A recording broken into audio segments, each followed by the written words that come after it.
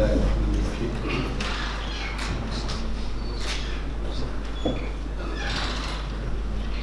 distinguished ulamas and brothers, আমি আসলে ওই বাংলা হয়তো বড় বলতে পারছি না শুনুন। Assalamu alaikum wa rahmatullahi wa barakatuh. First of all, I thank the organizers for inviting me to speak here. Due to brevity of time, I will discuss some important points of the Rohingya problem. It is a long-standing problems of ethnic, religious, and political persecution, which has been going on more than 70 years, right from 1942 Muslim massacre in Arakan. Particularly from 1942 military takeover, military rule, the successive Burmese regimes, they seem determined to expel the Rohingya people, to exterminate the Rohingya people to the last man, as treating them as human garbage, like the ethnic cleansing and genocide in Bosnia and Kosovo.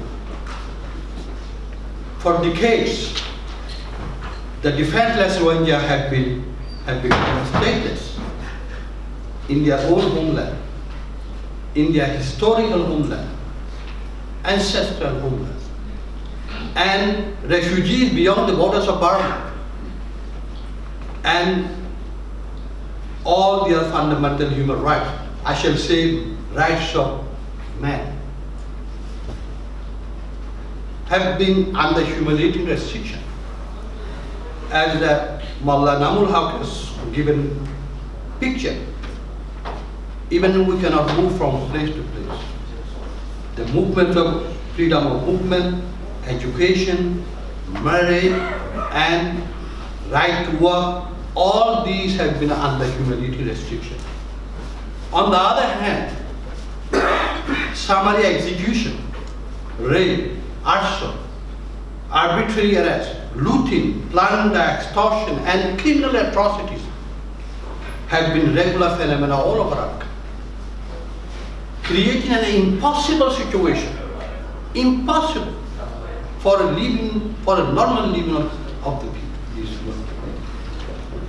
Since Burmese independence in 1948, about 1.6 million of Rohingya, out of their population of more than 3 million, have been expelled or had to leave their homeland for their life to escape persecution. And 300 to 500,000 of these people have been taken refuge in Bangladesh over the decades, most of them as undocumented refugees who are seldom and exposed to the law enforcement agencies, and the vulnerable, they are vulnerable due to lack of legal documents. Rejected in Burma and unwanted in Bangladesh and elsewhere, these Rohingya people, as the United Nations has described, as the most persecuted people in the world, are without a country, are adrift on the ocean of sorrow, a case of Abul. In 2012, as you know, an estimated 3,000 people were killed, drowned, and missing, in addition to their burning of houses and settlements, and mosques and madrasas. In Arkan capital, Akia, there is only 4,000 people, a ghetto of 4,000 people Rohingya.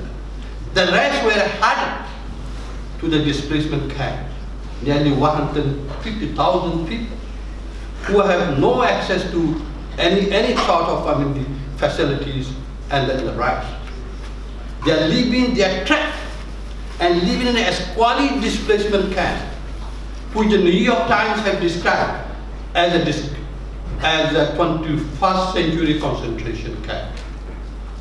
While living in a subhuman condition, from 9 October, under the pretext of so-called cleansing operation, the military and security forces are indulging in killing, raping, and burning the people, torching their houses, mosques, madrasas, destroying foodstuffs and food products, totally unobserved, totally unobserved by the rest of the world, as the area has been sealed off,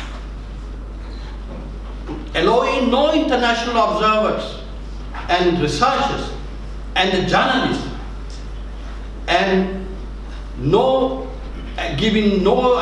allowing no humanitarian aid access to the areas. We know that the intention is to stop them into fleeing the country to Bangladesh. An estimated 500 people were killed, but we don't have a statistic. At least 300 women and girls were raped. 2,500 buildings were destroyed. About 50,000 people, according to Bangladesh government estimate, cross over to Bangladesh. Rape is the most horrendous act used as a weapon of ethnic cleansing. Consistent pattern of rape and the gang rapes of women from an identifiable ethnic, religious, and national group is clearly and legally defined as an act of genocide, according to Genocide Convention. There are videotapes, photos, and satellite images of these crimes against humanity. Yet the government of Aung San Suu Kyi shamelessly denying any violations of human rights. She becomes a shield for the criminal military people against her moral and political responsibilities. She has never demonstrated her commitment to rule of law and human rights. The protection of life, human rights, and the property is important for the peaceful living of the Rohingya people. Their domestic remedies is completely exhausted. It is a crime of genocide with international jurisdiction. Like problems of Bosnia, it is a case of emerging international concept of R2P, R2P, responsibility to protect. In the absence of national and domestic protection, now the responsibility to protect them lies in the international community. Recently, 15 Nobel laureates, including Professor Muhammad Yunus of Bangladesh, and 12 global leaders have written to the open letter to the United Nations Security Council and its member state, emphasizing that there are similarities between what is doing to the Rohingya and what happened to Rwanda, Bosnia, and Kosovo. They want, if we fail to take action, people may starve to death if they are not killed with bullets. They will die if they are not killed by bullets.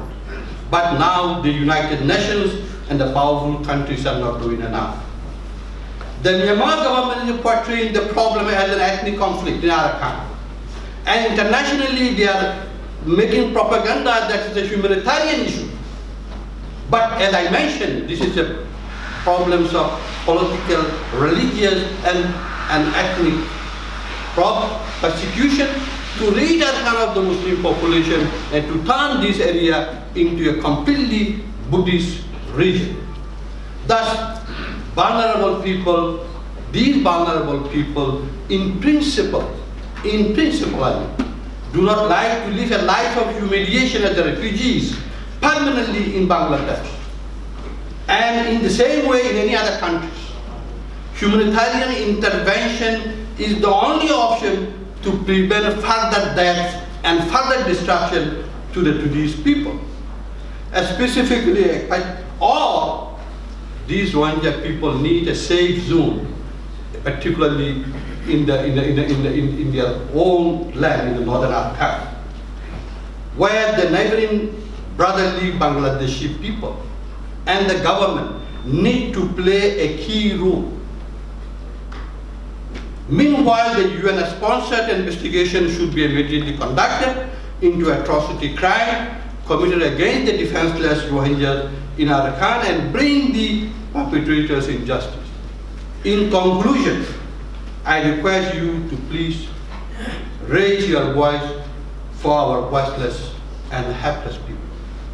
Help our people whatever you can, and use your liberty, your freedom, for the freedom of the dying, alive Rohingya people. Thank you. Assalamu alaikum.